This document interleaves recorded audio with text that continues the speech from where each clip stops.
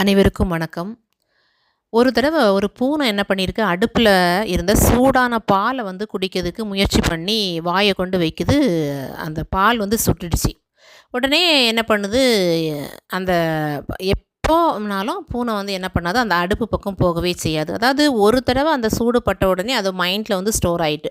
இனி நம்ம அந்த பக்கம் போகக்கூடாது அப்படின்னு. அப்போது இந்த ஏன் மைண்டில் ஸ்டோர் ஆயிருந்தா அனுபவம். அதாவது நம்மளுடைய வாழ்க்கையில் அனுபவங்கள் தான் நமக்கு நிறைய விஷயங்களை சொல்லிக் கொடுக்குது. இங்கிலீஷில் அழகாக சொல்லுவாங்க, once byte and twice shy அப்படிம்பாங்க.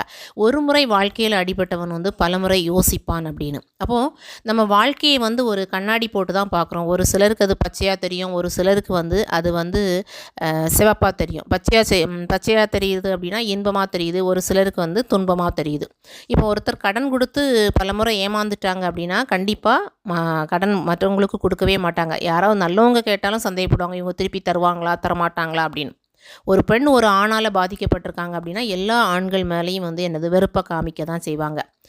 மேலேருந்து மழைநீர் வருது, அது அந்த எந்த நிலத்தில் விழுதோ அந்த நிலத்துடைய கலரை பொறுத்து தான் அந்த மழை தண்ணீர் மாறுபடுது. அதே மாதிரி தான் மனித மனத்துடைய நிறம், குணம், திடம் எல்லாமே மாறுபடுகிறது.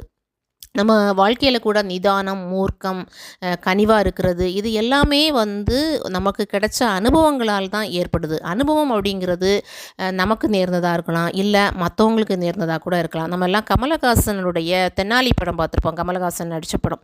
அதில் கமலஹாசன் ஒரு மனநோயாளி. அவருக்கு எதை பார்த்தாலுமே பயம்.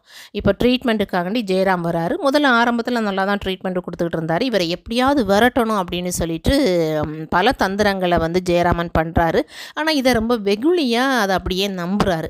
கடைசியில் கமலை வெடி வச்சு கொலை செய்கிறதுக்கு கூட ஜெயராம் முயற்சிக்கும் பொழுது கூட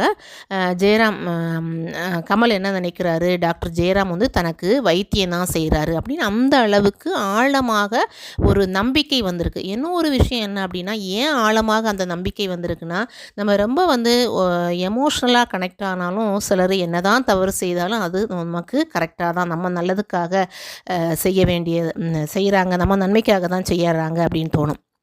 அதனால் மனம் அப்படிங்கிறது ரொம்ப திறமையானது தான். ஆனால் அதை நம்ம நிதானமாக நம்ம பயன்படுத்த ஆரம்பிச்சிட்டோம் அப்படின்னா நிச்சயமாக நாம் செய்யக்கூடிய எல்லா செயல்லையும் வெற்றி தான் கிடைக்கும். நன்றி, வணக்கம்.